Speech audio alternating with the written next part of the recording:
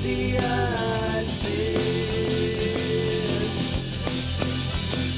Dim ond am neb sy'n chwalu gofeinion, mae'n rhaid ti sefyll ar ben dy hun.